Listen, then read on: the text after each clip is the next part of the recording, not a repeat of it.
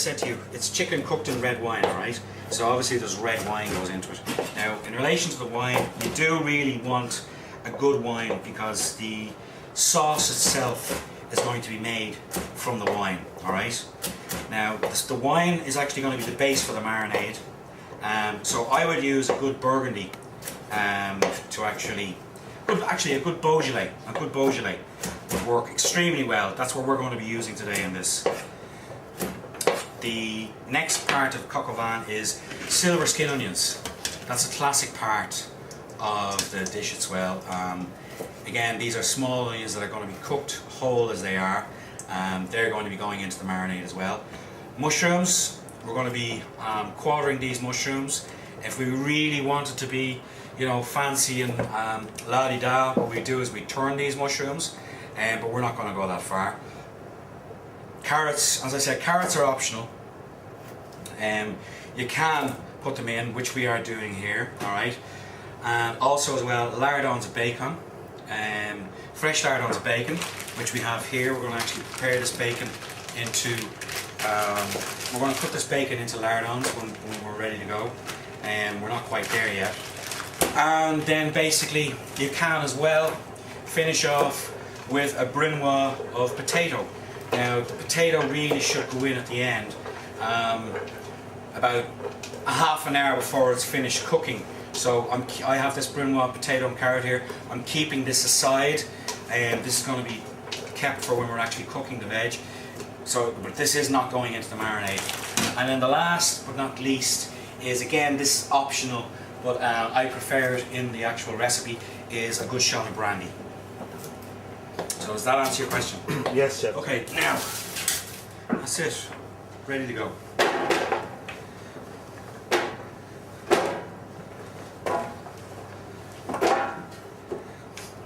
Okay, now, what I'm going to do now is I'm going to show you how to create a bouquet garni, alright? A what? A bouquet garni, alright? A bouquet garni is a natural flavour enhancer, alright? It consists of parsley stalks, fresh thyme and bay leaves, alright? We're going to use, you'll see exactly what I'm talking about, right? We're going to use the leek, as we're going to use actually these leaves here, okay, as a base to put the actual bouquet garni together, alright? Now again, a bouquet garni is classic in relation to French cookery. We want to trim it off, alright? Get them both around the same length. Okay? Now, first things first, parsley stalks into the centre like that. Right? Next, we want, because we're doing a large marinade, right, we want to have about 3 bay leaves. Okay? So, well, actually we'll use 4 bay leaves. Bay leaves on top, like so. Now, fresh thyme, like so. That's about enough. Okay? Now, see the way I've done that? We're making a sandwich. Alright? This last piece of the leek goes on top,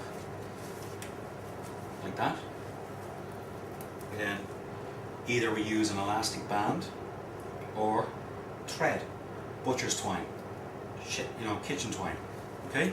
So pick it up around once, around 3 times, last time.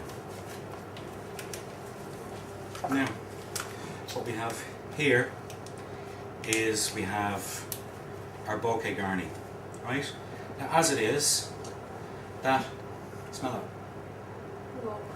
Yeah? Strong. Strong, yeah, but that's exactly what we want. It's strong because it's going to do 2 things. One, while it's marinating in there with the wine and the chicken and everything else, right, it's going to pass out flavour into the chicken, the vegetables, the wine, everything, and all of that, right, is going to go into the actual sauce itself. And as well as that, when we're actually cooking the chicken and the wine, this is also going to go into the cooking liquor as well, right? So we're getting two bangs out of it, right? So one is going to be for the marinade and two is for the cooking, right? So that's your classic poke garni. As I said, bay leaf, thyme, parsley stalk, either wrapped in twine, kitchen twine, or kitchen twine or elastic, right? As I said, leaf, stalk, thyme. That's it. Parsley. All right. So that's going into the marinade. Now, next into the marinade goes our. Yeah, chopped them. Nope, they're going in whole. These are there's a magic flying carrot there. These are the silver skin onions that we talked about, yeah. So they're literally going in like that. Okay. Next is we need to throw in some mushrooms. Now, what we want to do with this is now we're taking away the chopping knives and we're using smaller knives. Okay. And again, remember, use the right knife for the right job. Right? Right. Let's go. Let's get these mushrooms quartered. All right. Now, what I mean by quartered, I want this. Okay. Like that. In four. All right.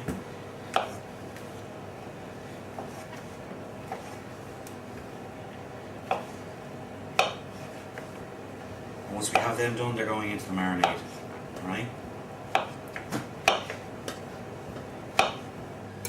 Alright, okay, that's that. Now we can pull that in. Now, how we doing? Yeah? Straight in, okay?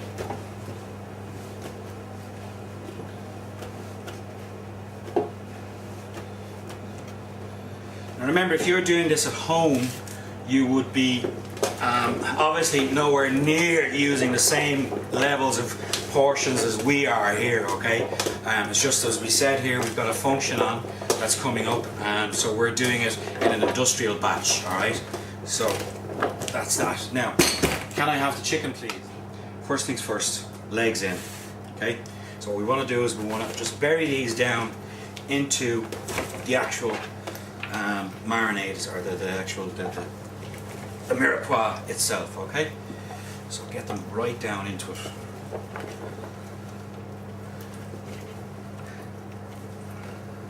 And bury them down in it, okay? Don't worry about where they're going, because they're all going to be coming back out again once we have marinated these and left them in the marinade. Now, watch your fingers off your skin off the bones, because they are sharp, alright?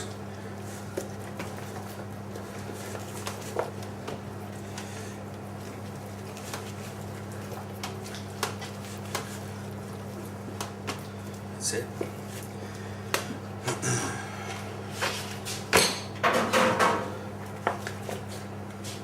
You know what? I think we could actually split that in two.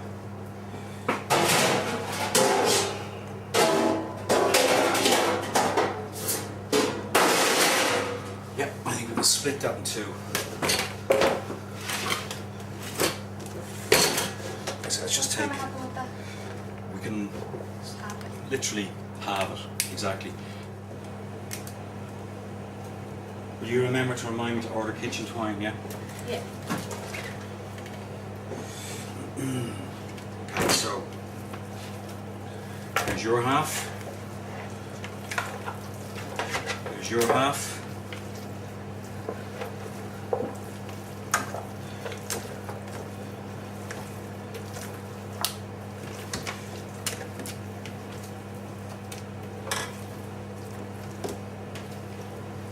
Okay, let's get rid of that there.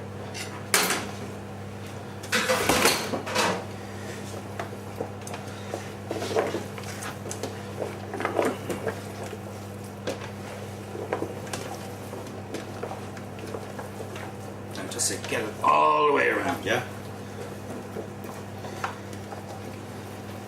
Make sure as well that the bouquet garni is right down near the bottom, okay? Now, how you fixed? Okay?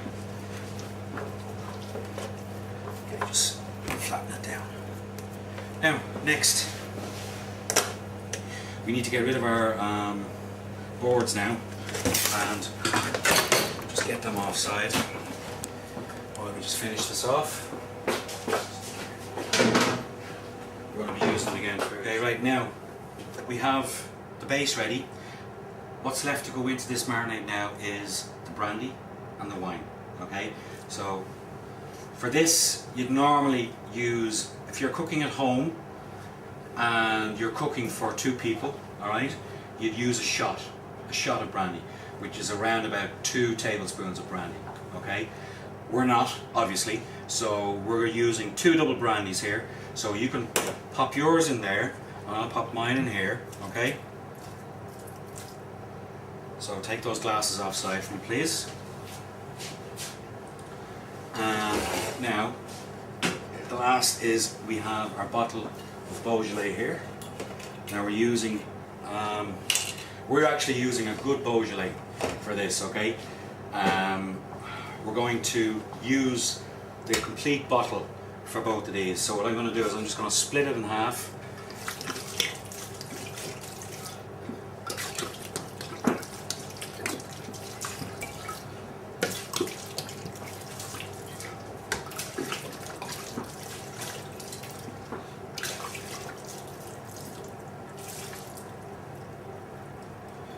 Okay, and I would actually say we might even need more red wine to finish this off. What I want to do with this, while Declan has gone to get us another bottle of wine,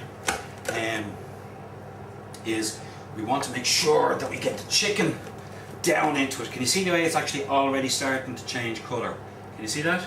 It's actually gone slightly darker, so even since we poured that wine in on top.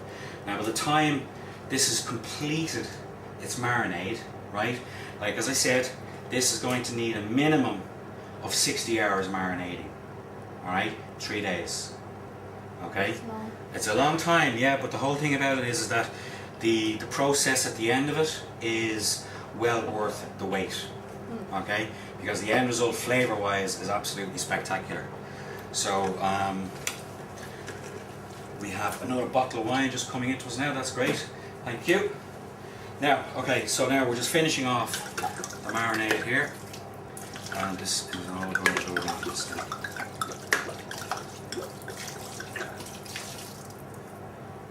Okay, now, like as I said, we need to just press this down. So make sure, watch your sleeves in your jacket there. Press it down and get it, try and get as much of the chicken submerged under the wine as possible. Okay?